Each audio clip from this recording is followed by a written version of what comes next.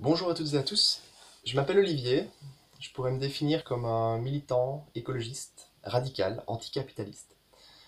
Je fais partie d'aucun parti et je suis porte-parole que de moi-même. Je travaille chez Greenpeace et j'estime que le mouvement écologiste est à côté de la plaque. Aussi longtemps qu'il ne remettra pas en question l'organisation capitaliste de la vie sur Terre. S'il n'y a pas une critique plus radicale qui est posée sur le modèle économique dans lequel nous évoluons, il n'y a aucune cohérence. Le capitalisme vert est juste une pure illusion. Alors évidemment, j'étais présent à la manif du 2 décembre à Bruxelles pour le climat, et j'y étais pour deux raisons. La première, c'est que je voulais porter un message, selon lequel on ne pourra pas résoudre les problèmes environnementaux si on ne sort pas de l'idéologie capitaliste. Si on ne remet pas en question le mythe de la croissance, si on ne remet pas en question le mythe selon lequel le progrès technologique est la seule évolution possible de l'humanité. C'est un mensonge, une manipulation énorme et on vaut beaucoup mieux que ça. La deuxième raison pour laquelle j'y étais, c'est parce que je voulais rentrer en contact avec les Gilets jaunes et leur montrer mon soutien. Et ce contact a eu lieu et j'en suis ravi. Et du coup, ici, j'en profite pour m'adresser à toutes mes compagnes et mes compagnons militants dans toute leur diversité, pour les inviter à rejoindre le mouvement des Gilets jaunes, et ce, dès le samedi 8 décembre à Bruxelles. Et ce n'est qu'un point de début, un point de convergence. Après, c'est pour la suite aussi. Et parce que voilà, vous le sentez sûrement, il y a vraiment un truc qui se passe. Ça a l'air ouf. C'est comme si on avait une opportunité incroyable, comme un rendez-vous avec l'histoire qui est là. Et j'espère qu'on va être à la hauteur de ça, quoi. Il y a vraiment un potentiel de transformation de la société en profondeur qui est là. Et il y a une chance à saisir. Et, euh, et voilà, on est là. Et en fait, pour que ça fonctionne, il faut trouver un point de convergence. Et le point de convergence, on l'a. En fait, ça a l'air compliqué comme ça, mais finalement, le problème, il est très simple. Faut vraiment cibler le problème correctement et rester solidaire. Et le problème, il est idéologique.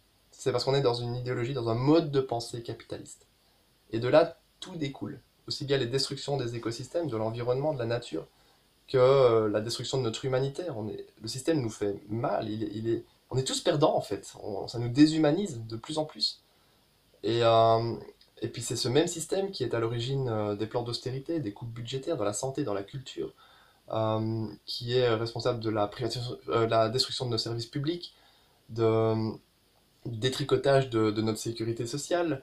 Il y a une soumission comme ça de la vie au dieu argent qui est juste scandaleuse. Et ça n'a même pas de sens, ça n'a aucun sens.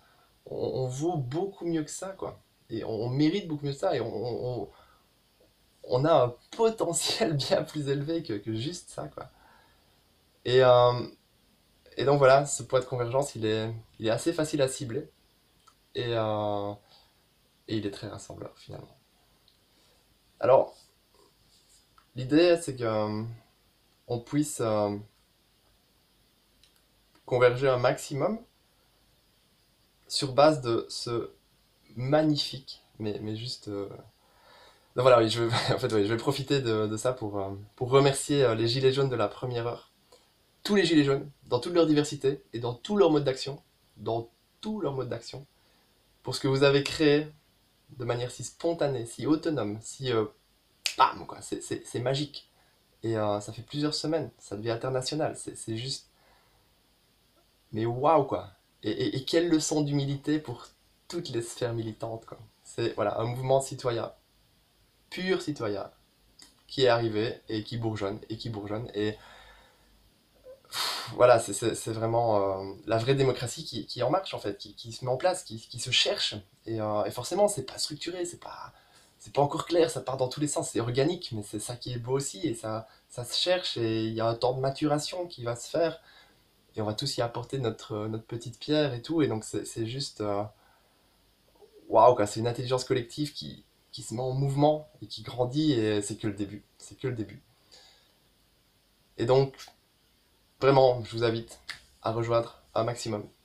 le mouvement des Gilets jaunes à partir du 8 décembre. Et ici, je vais m'adresser maintenant aux citoyennes et citoyens qui regardent un peu ça de loin, qui ne se sentent pas concernés par ce mouvement, qui ont peut-être une certaine arrogance envers ça aussi. Et face aux médias aussi, je vais parler un peu aux médias. Et en fait, de manière générale, je veux un peu parler à toutes les personnes qui ont peur de la violence. Alors, je ne vais pas juger ça, je peux concevoir que des scènes soient choquantes, mais essayer de peser la transformation de la société qui est à l'œuvre, la transformation en profondeur du cadre dans lequel nous évoluons qui est en train de se mettre en place. C'est un tel bouleversement qu'il est logique qu'il y ait des débordements, il est logique qu'il y ait des violences qui s'expriment. Et du coup, c'est l'occasion aussi peut-être de poser une question sur la violence en tant que telle et sur la non-violence. Et je veux faire référence ici à un sage indien, un grand monsieur, qui s'appelle Krishnamurti, qui nous explique que finalement, imposer la non-violence est un acte éminemment violent. Et la raison de ça, c'est que la non-violence, c'est une création de l'esprit. C'est juste une idée, elle n'a pas de valeur en soi. C'est une création de l'esprit qui n'a aucune valeur en soi. Par contre, la violence, c'est un fait. C'est la réalité. Et il n'y a que la réalité qui doit être travaillée, qui doit être comprise, qui doit être résolue, qui doit être écoutée. Et pour essayer de décortiquer ça. Mais par contre, quand vous apposez la non-violence face à une violence qui s'exprime, vous apposez une création de l'esprit face à une réalité concrète, qu'est-ce que vous faites? Vous refoulez la violence à l'intérieur de l'individu. Et ça, c'est hyper violent. Et alors, si vous voulez poser la question de la violence, il faut la poser dans sa globalité. Le système dans lequel on évolue est violent. La violence institutionnelle, la pauvreté, l'exclusion sociale, la destruction des écosystèmes, la destruction de l'environnement, l'exploitation de la nature dans son ensemble, la déshumanisation de nos âmes, de nos êtres. Mais voilà, c'est invisibilisé parce que c'est devenu comme normal, quoi, comme accepté collectivement, comme c'est quotidien.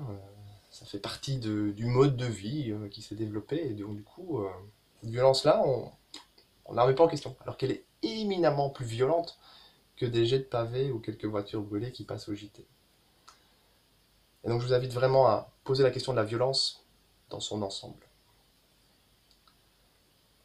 Maintenant, j'aimerais bien m'adresser aux policiers et policières qui nous regardent sans doute. Et je vais vous inviter à une petite réflexion. Voilà. Posez-vous les bonnes questions, s'il vous plaît. Vous êtes manipulé pour défendre un certain ordre des choses, un certain ordre social, pour défendre certains intérêts. Essayez de réfléchir quels intérêts vous défendez, quel ordre social vous défendez, et si cela correspond à vos valeurs. Alors évidemment, vous avez prêté serment pour répondre aux ordres, pour obéir aux ordres. Mais si vous écoutez vraiment au fond de vous, en fait, je vous invite à oser désobéir. Vous allez voir, ça fait un bien fou. Ça fait vraiment un bien fou. Et il n'y a rien à faire. Dans l'équation, le rôle des policiers et des policières que vous êtes est juste essentiel dans la transformation de la société. Alors ici, je vais me tourner un petit coup vers nos gouvernants et vous poser une question. Si votre intention est d'apaiser les tensions et de rétablir la paix sociale pour le bien de tous, ben je vais vous proposer une chose. C'est de vous comporter en adulte responsable. En adulte responsable. Et le seul choix que vous ayez, c'est de démissionner. Vous n'êtes plus légitime. Voilà. Alors, finalement, c'était un message qui s'adressait un peu à tout le monde. Alors moi, je fais le choix de rejoindre les Gilets jaunes, de devenir un Gilet jaune. Et je fais le choix de faire confiance à l'intelligence collective et de faire confiance à chacun d'entre nous. Et en invitant chacun à rejoindre ce mouvement avec son individualité et de venir l'enrichir de sa personne. Et on va tous s'enrichir les uns les autres pour pouvoir évoluer ensemble et, euh, et pour créer vraiment quelque chose de grand, quoi, de vraiment grand. Alors voilà, je pense que nous sommes toutes et tous des gilets jaunes et, euh, et je pense aussi que ça fait que commencer et que ça va être bien et que ça va être vraiment bien. Je vous aime, vous êtes géniaux, prenez soin de vous. Merci.